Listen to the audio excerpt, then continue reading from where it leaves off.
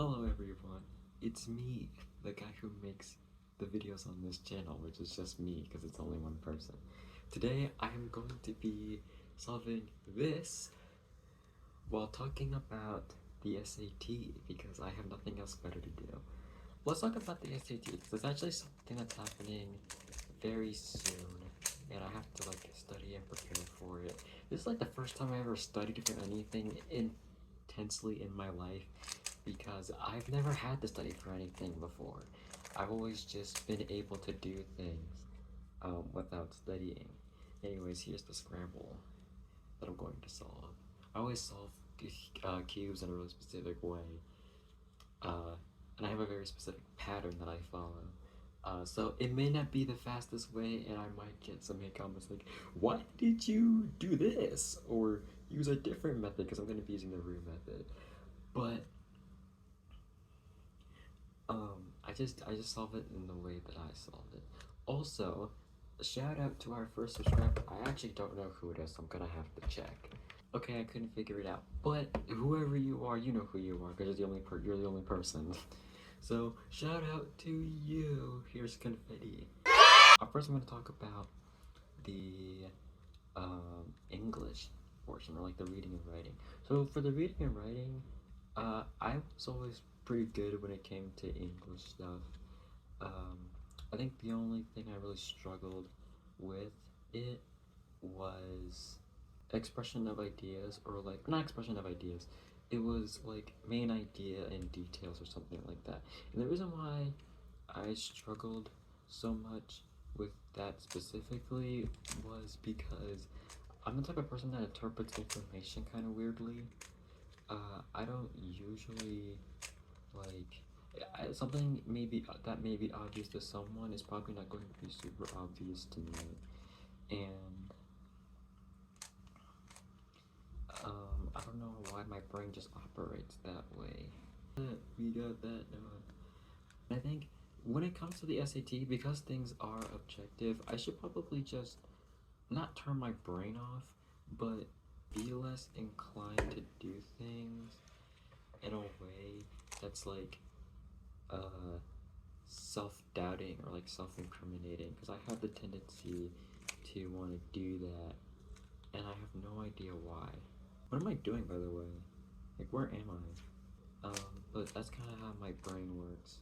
Got our first layer. For some reason, while I was studying, it never occurred to me that the SAT is subjective until 3 weeks ago when I was studying recently. The SAT is objective, so you can't, there's only one right answer. That never occurred to me, because I would always just pick, oh, well, this is probably the best possible answer. That's not what the questions are asking. The questions are asking for the answer, and I never really thought about that. Anyways, there's another layer, almost done, we're almost done with this layer. But yeah, that's kind of my mindset when it comes to the SAT, is that I gotta stop thinking about things from a subjective standpoint and start thinking about things from an objective standpoint. Another layer, and now we're on the third layer. When it comes to reading and writing, I just have to focus on what I know is right instead of what I think is wrong, or rather focus on what I know is wrong instead of what I think is right. So that's probably that's probably the better of the options that I have. Then there's math. Math isn't completely hard.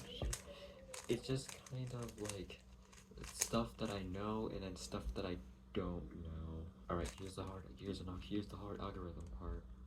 Okay, well, I didn't do it right, so we're gonna have to start over. Which kind of sucks, but I was kind of expecting it. The other one was, that's it. Oh, well, I fixed it pretty fast. Shout out to me. That was a pretty smart move on my end. Am I missing something? Why is there no... Okay. I was trying to look for a spot to do this, but I guess there isn't one. So I have to make one. Okay, I'm definitely doing something incorrect. But I don't know what. Oh, this piece right here is wonky. I should probably fix that. Okay, we're good. Now I can solve this. So back to what I was saying while I do this hard algorithm again. I think that math for me specifically is probably hard.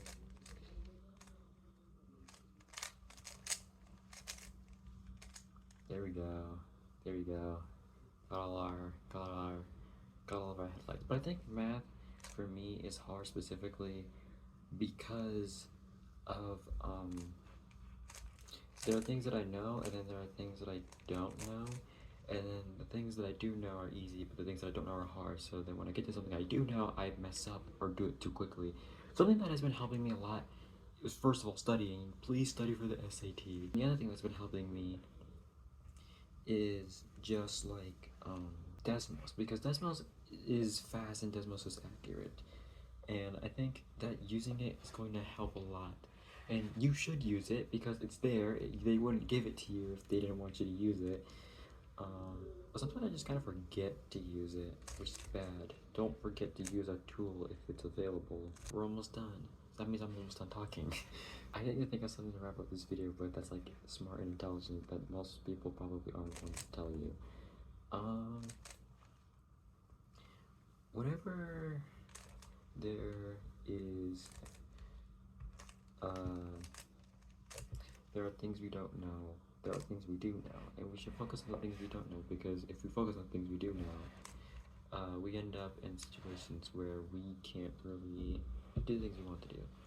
So, if I have any advice for studying for the SAT, just do the things that you don't know, and don't worry about the things that you do know. And if you're going to study, I suggest actually doing problems and doing things that are going to help you, because studying for the SAT is not that difficult. You just have to keep doing things until you get to where you want to be. And if you don't want a super freaking high score like 1600 like me, because I'm a psychopath, just do enough to the point where you are satisfied with your skill level. And honestly, it's not that hard to get a high score. You just have to repeat. Repetition. Repetition is the best way to learn, as they say. So that's me. That's how I think. That's how they do it. That's my SAT knowledge of the day, and this is also my salt cube.